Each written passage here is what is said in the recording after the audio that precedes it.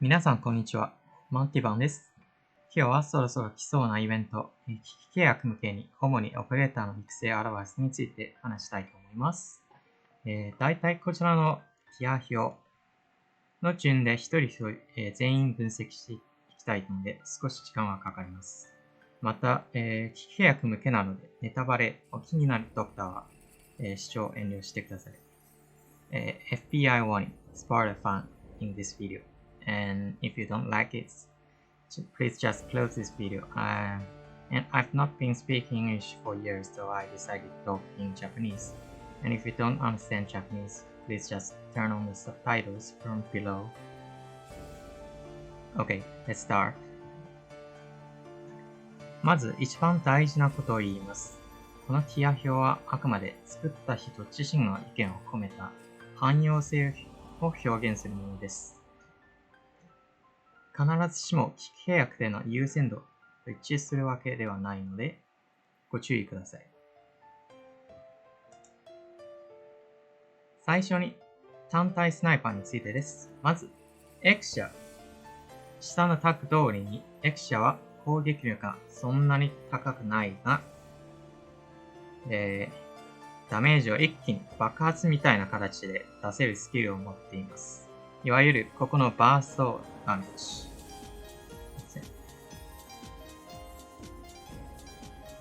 バーストダメージですね。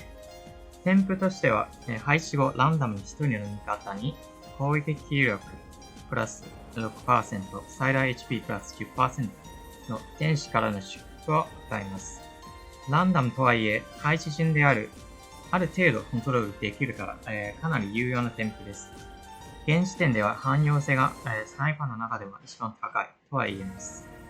日本版もグローバルバージョンでも再課金してない限り、みんなあんまり資源を保有してないはず。スキル全部特化とかは無理です。なので、ここはできるだけ優先度の高いスキルの特化だけお勧めします。スキル1は3連射で、特化なしと特化3のコストは、一緒のはずです。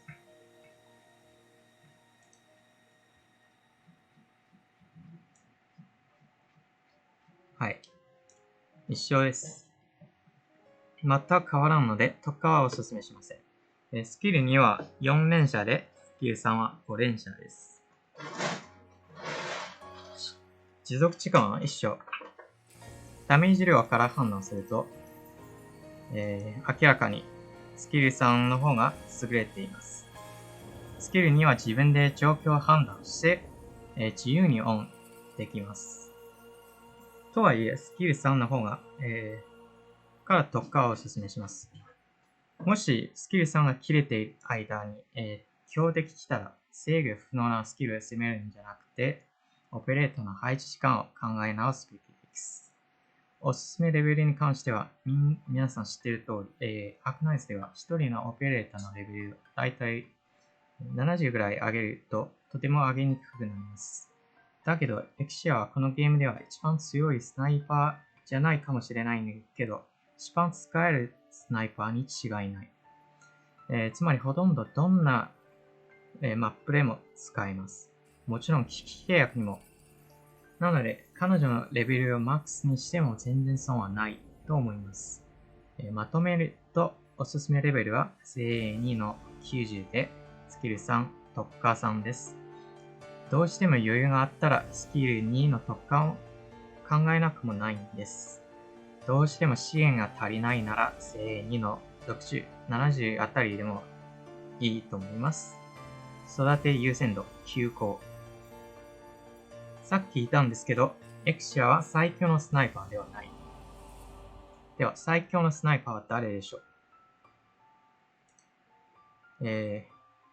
自分の意見だけかもしれないけど、最近、ハード・オブ・サージン・フレームで出場しているスチュワーズです。まだティアリストに記載してないから、ここはウィキを参照します。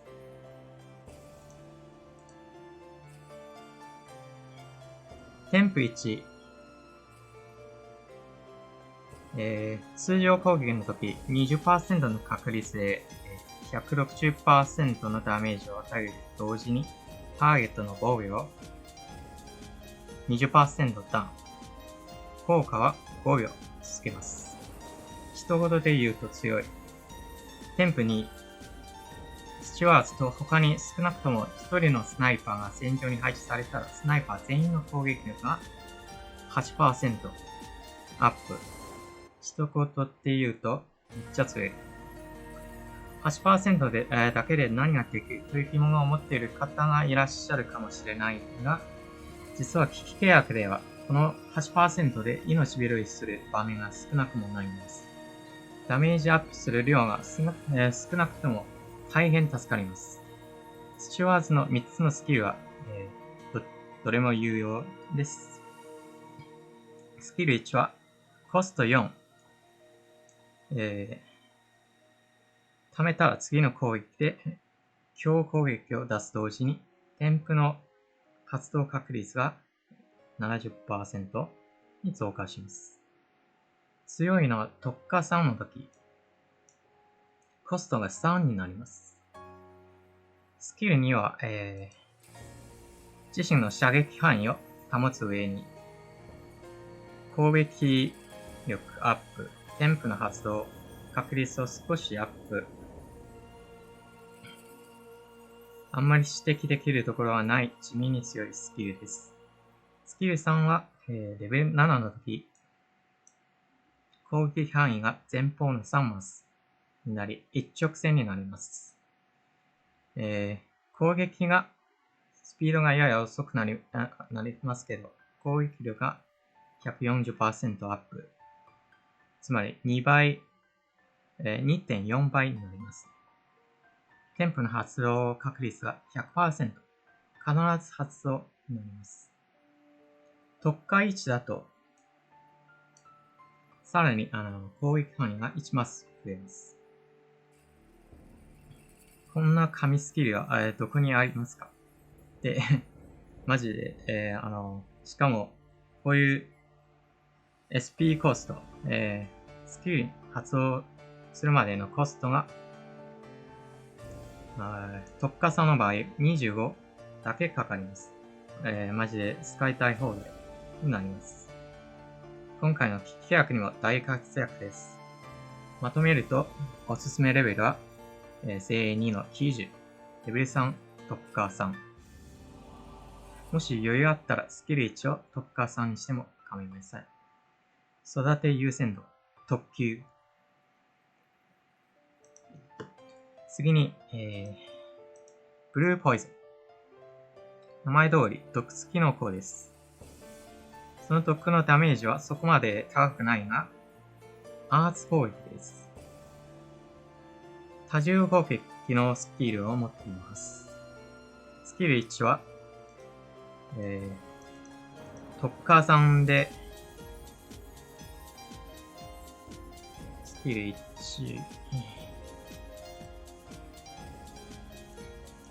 スキル1は特化3にだけ、真の価値が発揮できるので、もし特化したいなら、ぜひ特化3がおすすめです。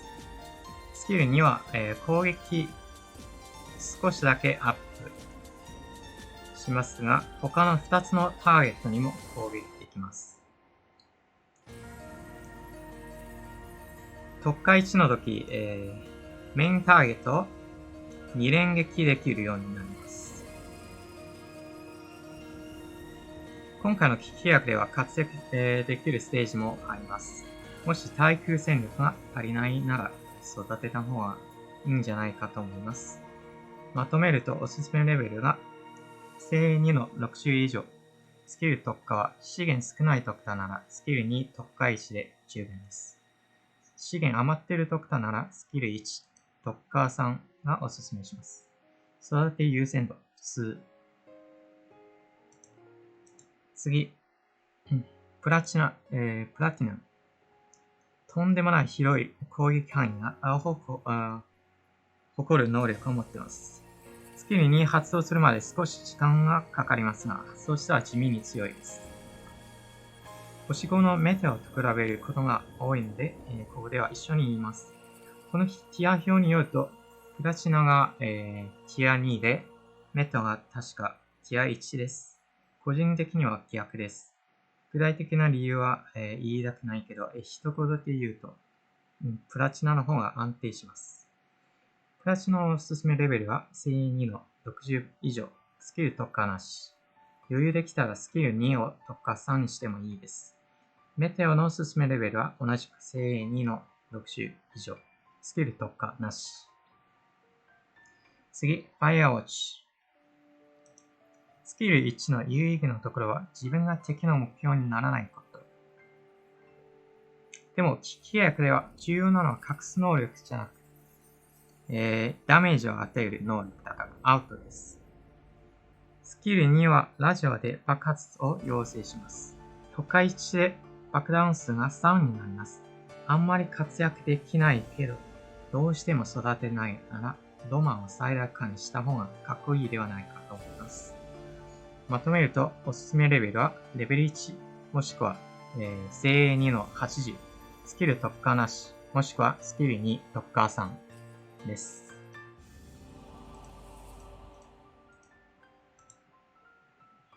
次、プロバンス。ここに説明した通り、スチュワーズみたいに、攻撃範囲は狭いです。しかも DPS 能力が全然ダメ。もちろんイラストはティア1ほどとても素晴らしいものですけど、秘書官としてしっかり保護します。次、星4のメテオ。スチュワーズと、ブルーポイズンの回効果。他に使えるスナイパーいるなら、星でいい。まともな戦力内なら、レベル最大にします。スキル特化なし。次、星4のバーメア。ブルーポイズンの回効果。精鋭にしたら、自分がフィリオプシスの SP 回復能力を持っています。おすすめのレベルとスキル特化は、メテオを参考。次、ここだよ。次、ジェシカ。この子は使えなくもないんです。精鋭2にすると自身の攻撃、スピードが12増加します。スキル2発動時、攻撃力がプラス 50%。しかも 75% の回避能力を得る。スキル特化しても大して変わりません。でも星4なので潜在能力マックスはかなり簡単で、コストはただの10。コストが足りない、敵がもう来ている場面では使えます。おすすめレベルは1、もしくは精鋭2の70。スキル特化なし。次。エクスキューター。攻撃範囲内の敵全員攻撃できます。しかも前方の列にいる敵に通常の、50% のダメージを与えます。精鋭2の場合、攻撃の時、目標の防御力はある程度無視できます。自身の DPS 能力は決して良くないけど、致命的なのはその攻撃範囲。正直に言うと、今回の規約には使えません。女性のドクターなら、これを無視して大丈夫です。次、白雪。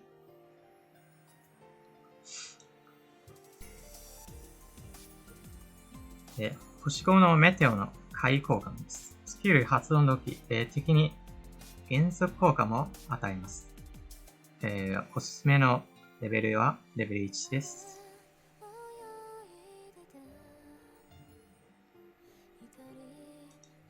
次、キャスターに入ります。まず、エイアフィアラ。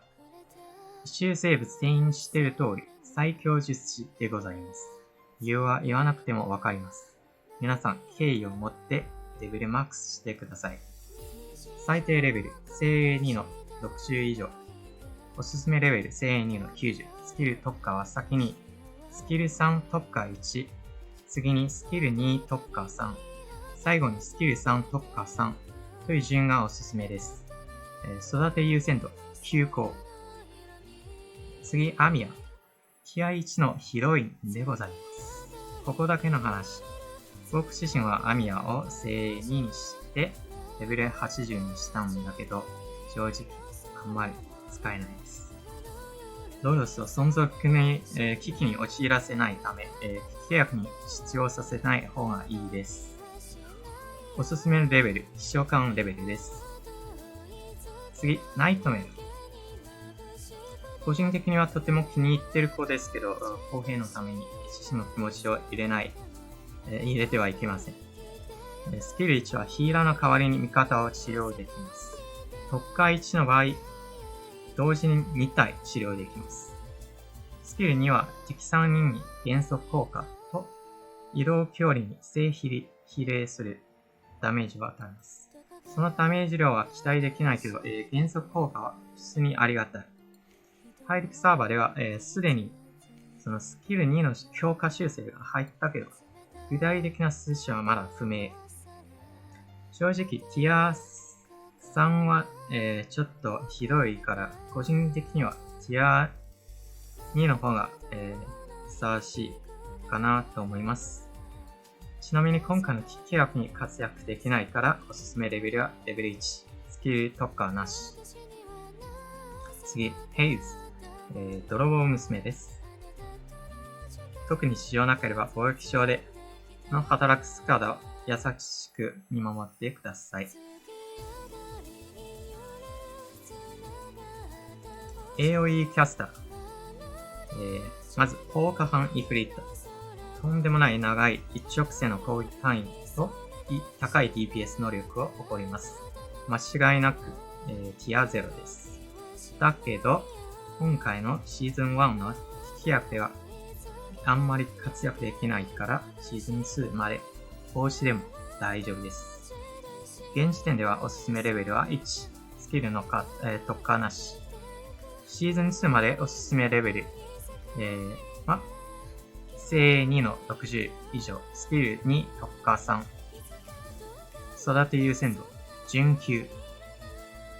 次、スカイファイア。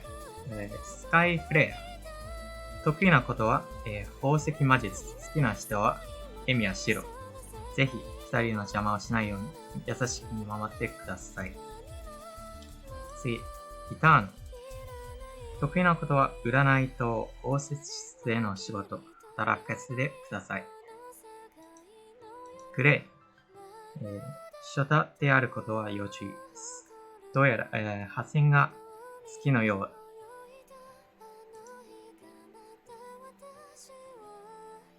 ガードに入ります。まず、皆様、ダリー、シルバーアッシュ。これも、言わなくても放置しているドクターはいないから、飛ばしたいけど、レベルは正2の70ぐらいをぜひ確保したいです。おすすめのレベルは90で、スキル3、特化3。育て優先度、特級。次、ラプラン。ブロック2で、スキル2発動したら攻撃力アップで、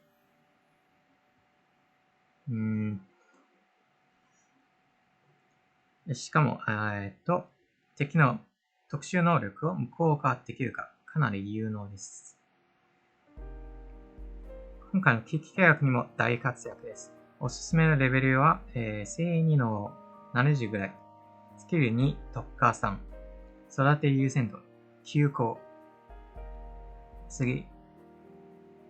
二刀流のチェンサー。まず、ティア1にされるのは決して許しません。固有能力は2連撃できること。通常攻撃が2回攻撃のチェンサーが好きですか？添付1、正2の場合、戦場に配置されたら4秒ごとに味方全員の攻撃と防御 SP を与えます。リスカム、スキル1のオーファリン、ラプランなど、のオペレーターとの相性は抜群。添付2、自身の攻撃力、防御力プラス 5%、物理回避プラス 10%。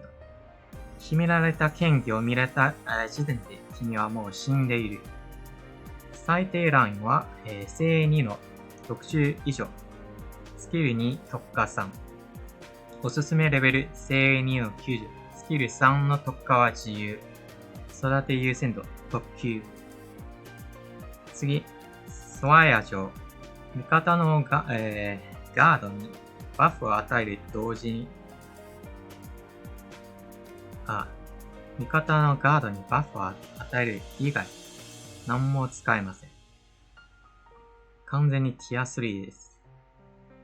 おすすめレベル1、スキルとかなし。次、プロットリー。おとなしくクールな娘です。星4の制限であんまり輝けません。次、ドーベルマン先生。ぜひその道でお仕置きしてください。AOE カードです。最初はティア1やティア0のスペクター。人権キャラ1人名でございます。固有能力は全体攻撃できること。通常攻撃が全体攻撃の修道士が好きですか？添付としては、精鋭2の場合、自身の最大 HP が 10% アップ。しかも毎秒に最大 HP の 2% を回復します。スキルに発動する間、攻撃力プラス 100% で落ちない絶対防御の能力を持っています。どこだ？スペクタ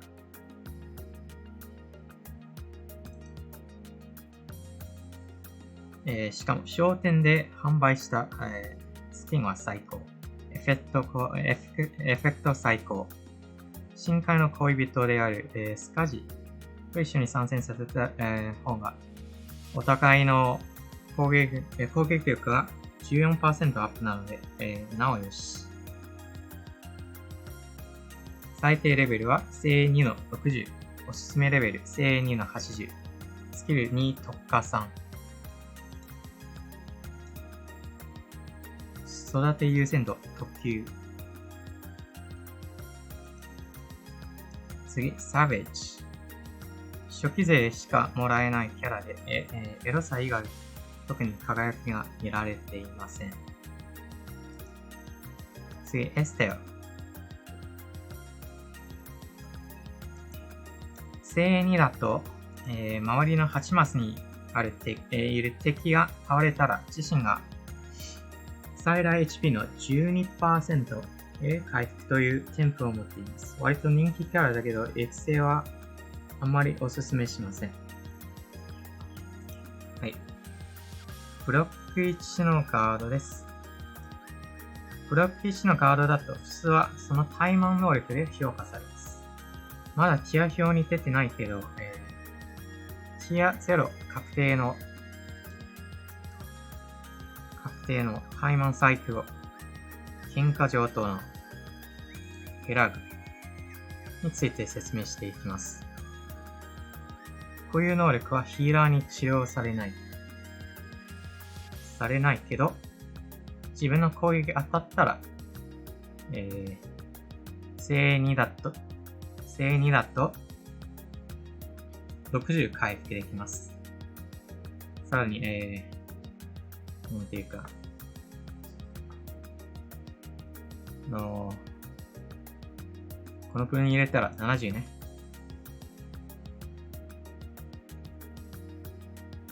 はい。添付には、敵をブロックしてないときに、はい。今は添付にですね。ブロックしてないときに、1秒ごとに60回復します。添付1は、自身の損失した HP によって攻撃スピードが上がります。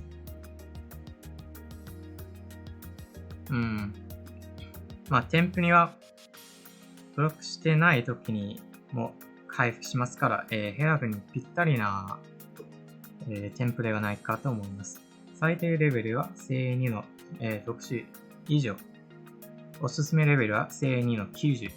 スキル2、特化3。スキル1は、特化3にしたらなおよし。おすすめレベルは、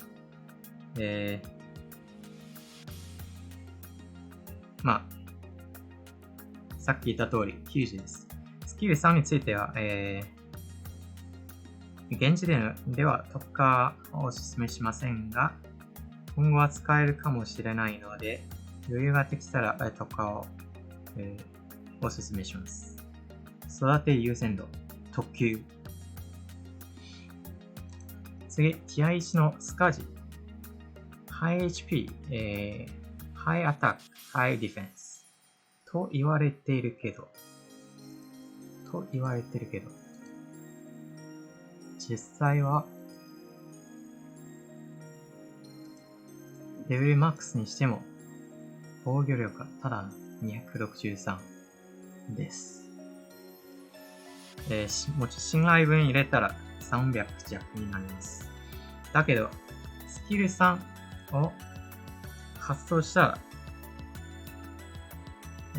攻撃力、防御力と最大 HP が倍になります。数字としては、素晴らしいです。深海の恋人、スペクターと併用するとなおよし。おすすめレベルは、スキル2またはスキル3特化したらレベル、70ぐらいでも十分使えますけど、特化してない場合なら、ぜひ、レベルを80から90ぐらいがおすすめです。レベルが低く、スキルも特化してない、知ってないなら、その席をヘラオジに譲りましょう。育て優先度、準級。次、インドラ。多分、レア度を考慮して、ティア1にされたんだろうな。実の戦闘力は微妙で、あんま期待できません。特に高難易度のマップ。しかも大半のドクターは持っていないので、おすすめレベルはレベル1。スキル特化なし。次、フランカ。Burst Damage、True Damage、High Attack。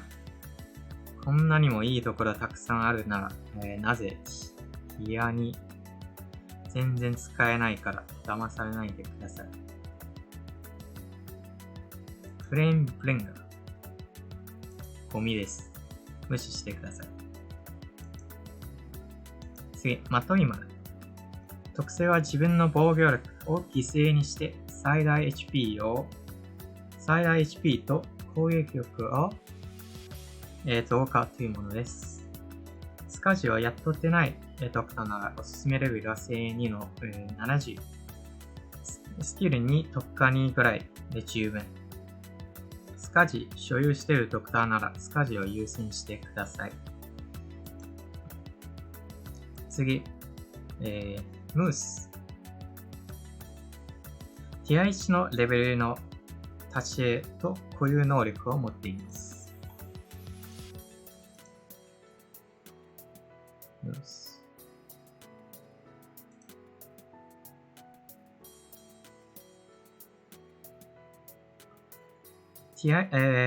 まだ、星4に制限されてるけど、とっても強い子です。固有能力は常に砲術攻撃を出せることです。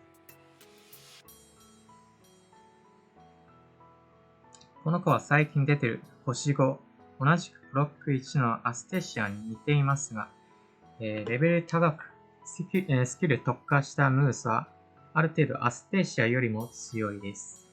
ムースは、スキル1。SP が5を貯めたら次の攻撃で強攻撃を、します。攻撃力が、60% アップ。しかも5秒内の間に攻撃食らった敵の攻撃力が 25% ダウン。敵の攻撃力ダウンだから、危機契約にも重宝されます。今回の危機契約に、防御力高い敵を処理しないといけない。しかも高難易度の場合、術師はバーンされるので、砲術攻撃出せるガード、チェン、ラプランド、アステシア、こちらのムース、とても大事です。アステシアとムースのどちらを育成しても十分です。アステシアの、おすすめレベルは精鋭2の70以上。スキル2特化3。ムースを主張させたいなら、レベル、は精鋭2の70。スキル1特化3。はい。特化3にしましょう。育て優先度、快速。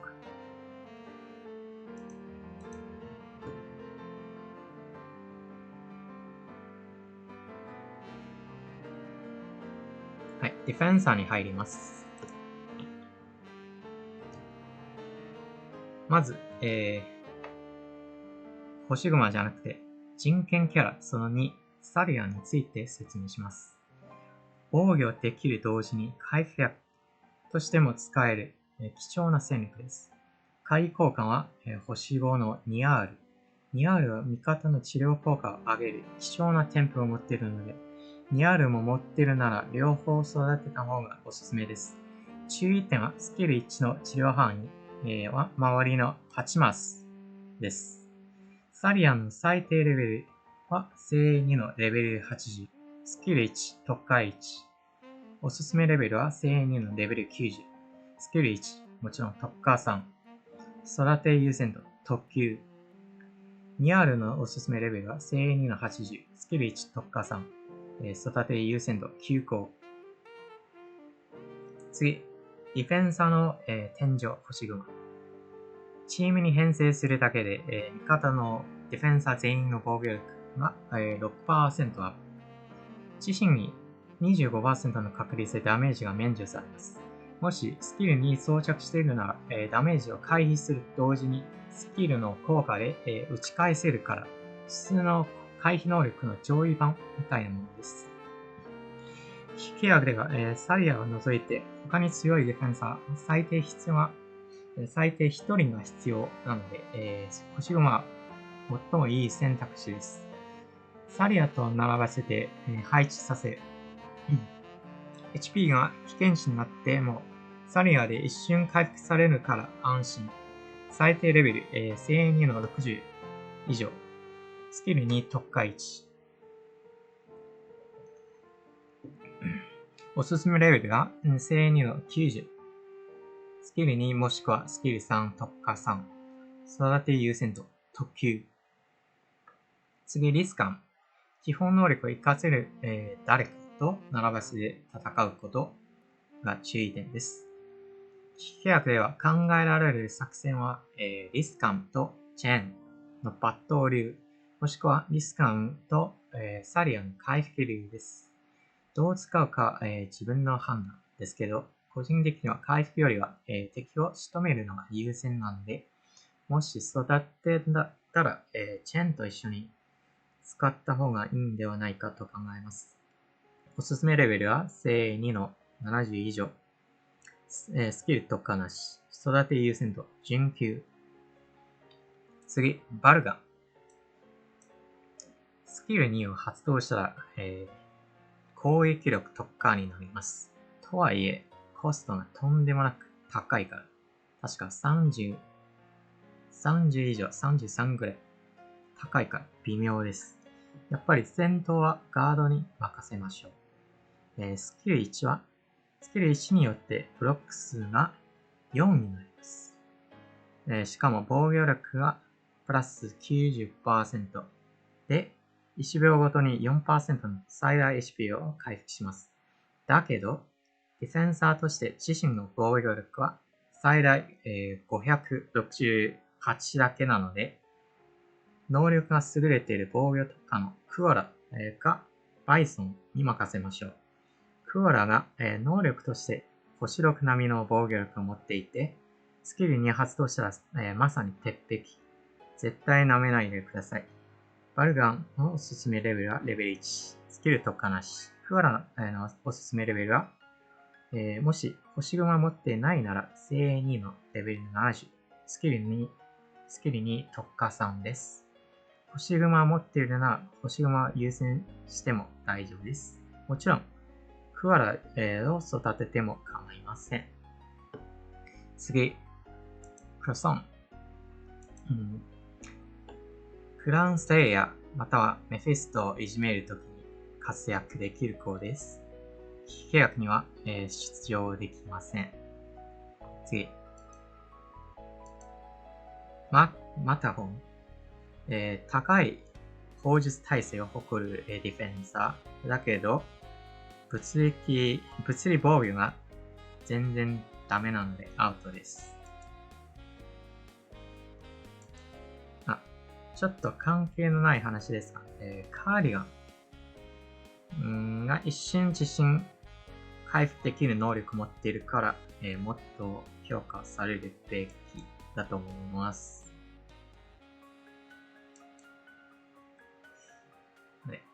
次、グーム。料理専門家です。夏スキンを着替えたら意外とエロい。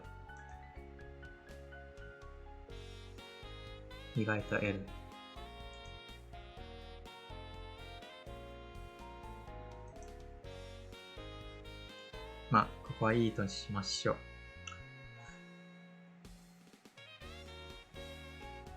ニアールを処理してないドクターなら、グムを使うしかないと思いますね。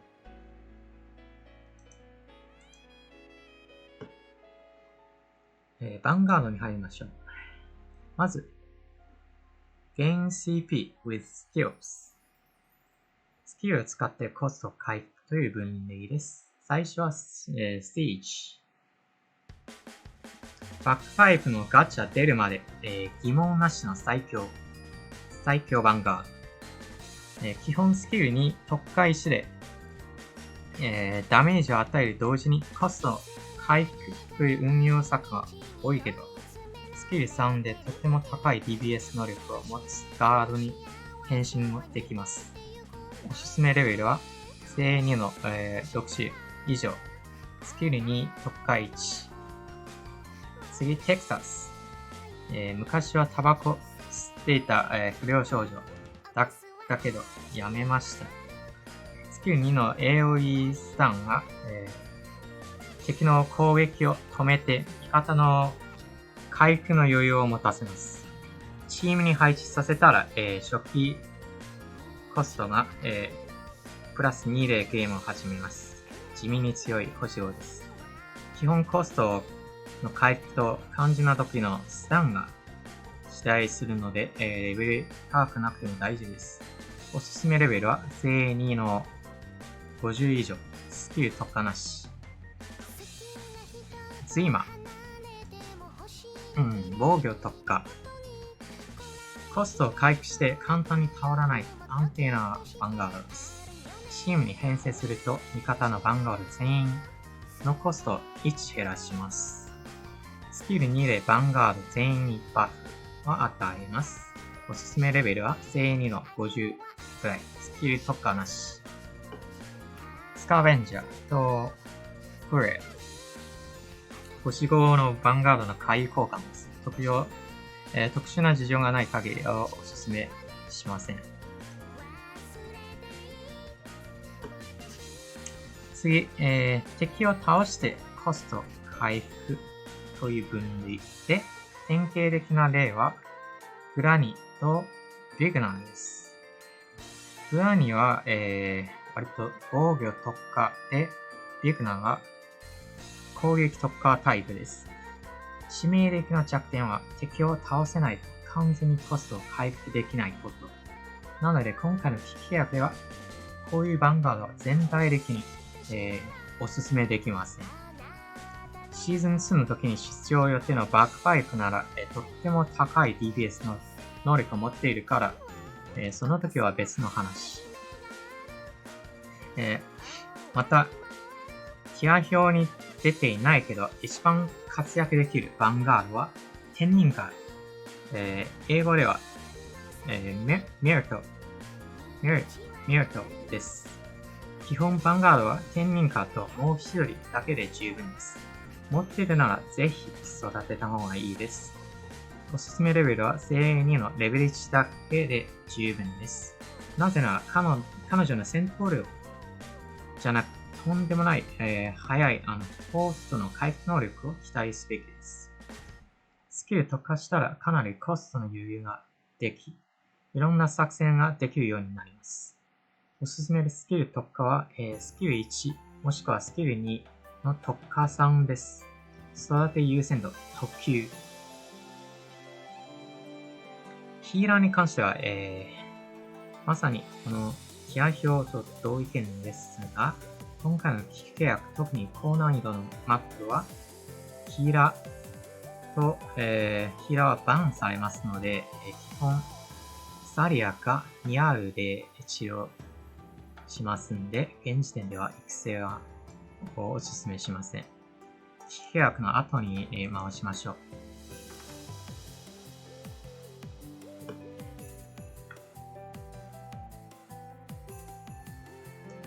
はい、補助に入ります。まず、アンジェリーナ女王。最強補助の一人じゃなく、正真正銘の最強補助です。能力の、強さも汎用性も最強です。味方全員のスピード、攻撃スピードが、アップします。という添付を持っています。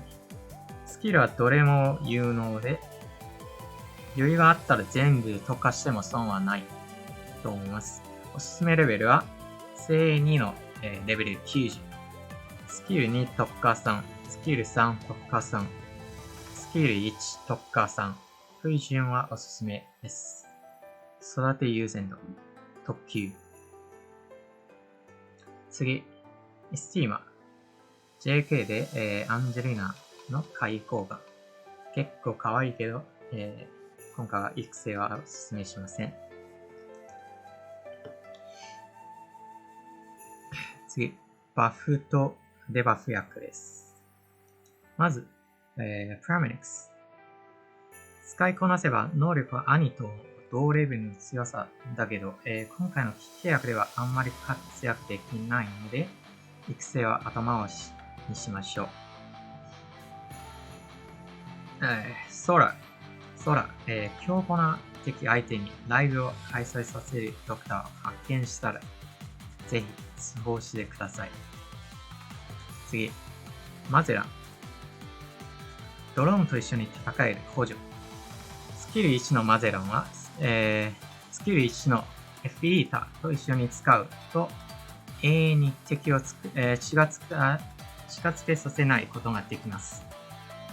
スキル2に切り替えると、アースダメージになりますので、ドローンを味方の前に配置させたら、戦力として期待ができます。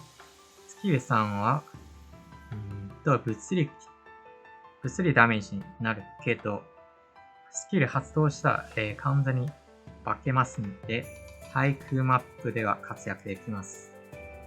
最低レベルは精鋭2の50以上。おすすめレベルは精鋭2の70以上。スキル3特化1。スキル2特化1。スキル1特化3です。メイヤー、機械の犬を操縦できる子です。スキル2で犬を、一気に爆発させ、ダメージを与える同時にスタン効果も与えます。だけど、あんまり活躍できないので、自分を使用したいドクターだけ育成してください。次のディビッカーも同じです。また、ここには出てない一人、クローカス、星5の補助、タイム人機専用のオペレーターです。対空戦力足りないドクターなら育成してください。次、特殊作戦部隊に入ります。まず一つだけ大事なことを言いたい。スペシャリストの育成は通常の DPS チームを編成できる前提で考えるべきです。スペシャリストはレッドとグラベル以外、基本スキルを特化3にしてから真の価値を発揮できるキャラばっかりです。スキル特化3には、皆さん知ってる通り、大変試験や時間がかかる上、それまでにあんまり役に立たないので、是非を覚悟する上で、余裕を持って育成しましょう。まず、Project Red。再編時間。とっても短く、攻撃のたびに最低ダメージをという保証があります。スキル1で、自身にバフを与え、弱い、脅威のある敵の処理に努めます。スキル2で範囲内の敵全員をスタン効果を与えます。どっちもスキルレベル7で十分ですけど、スキル1が特化3ならなおよし。なのでおすすめレベルは精鋭2の60以上。スキル1特化3。育て優先度9項。比べ、味方の援護によく使われます。おすすめレベル、精鋭1の60で十分です。スキル特化なし。いつでも育成できるから、育て優先度は普通。スペシャリストマンティコア。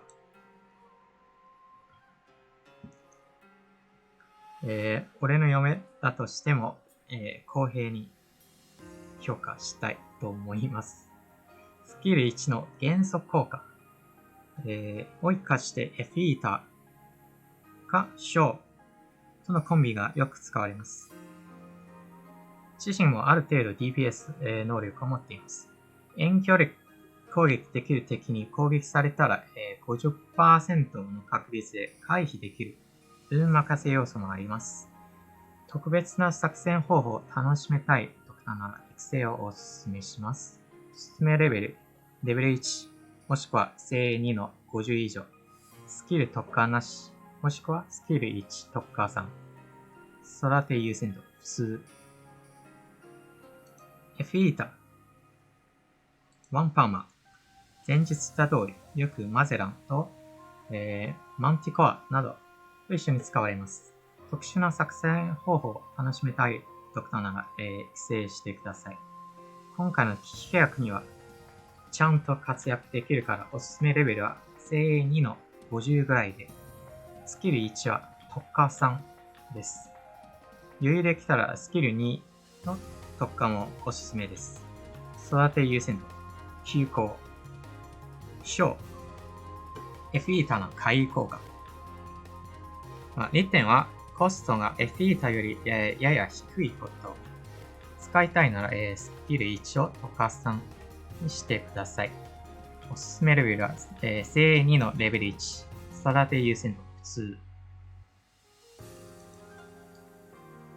クリフハート and rope。